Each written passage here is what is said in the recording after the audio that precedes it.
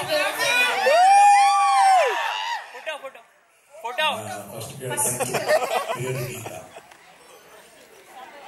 రోజులు మేము వేరే గీతా ఆర్ట్స్ గురించి వేరేగా విన్నామే సార్. ఎప్పుడే నిజం బయటపడిందన్నమాట.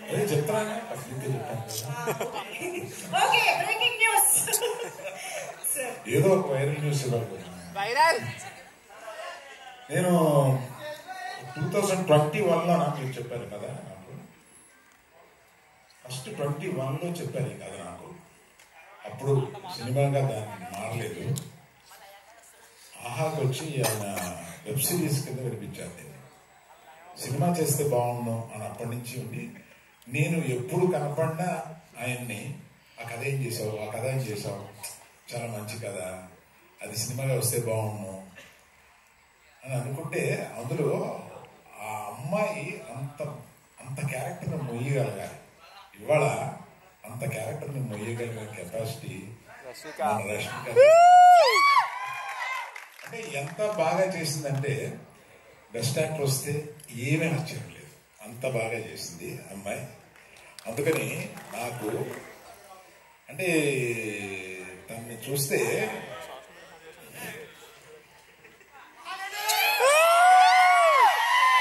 కూతురు ఉంటే బాగుండు అని అనిపిస్తుంది.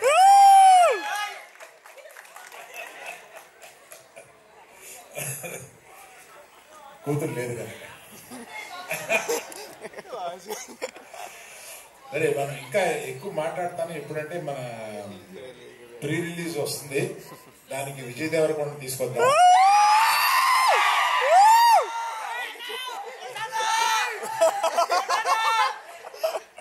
అడుగుదాం వస్తా.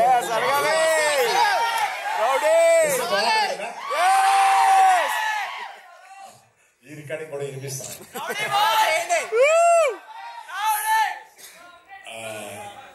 దీక్షిత్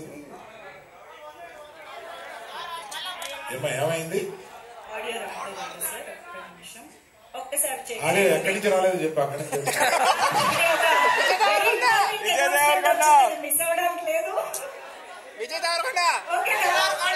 ఏంటన్నా విజయ్ దేవరకొండ పిలుద్దాం అన్నా, అది వచ్చిందా? రాలేదు.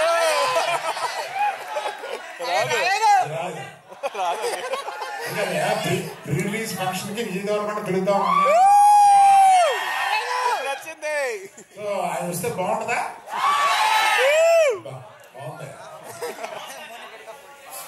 సో దీక్షిత్ అంత ఇంటెన్స్, అంత మంచి యాక్టర్ అనేది ఈ సినిమా చూస్తేనే మీకు అర్థమవుతుంది. అంతకుముందు అతను చేసిన క్యారెక్టర్స్ కన్నా కూడా అసలు అంత ఇంటెన్సిటీతో చేయగలడు అతను. అందుకని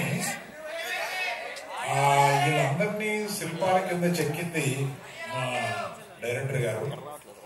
ఆయన అంత ఇంటెన్సిటీ ఆయన మైండ్ లో ఉంటుందని ఆయన చూస్తే అనిపించదు. అట్లా తీయగలడు సినిమాని. మళ్ళీ ఆడియో రావట్లేదండి.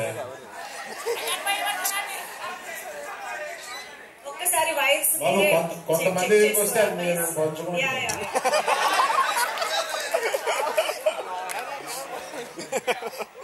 ఆడియో ఓకే అమ్మా. మళ్ళీ ఎక్కడ పోయిందో చెప్పండి.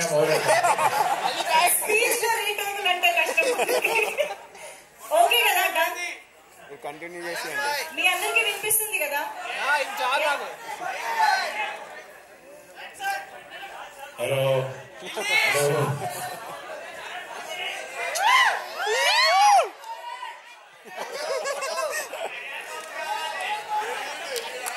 సరే అమ్మా, మిగిలింది మనం అందరికి ఆకలి అవుతుందంట. Okay, thank you very much.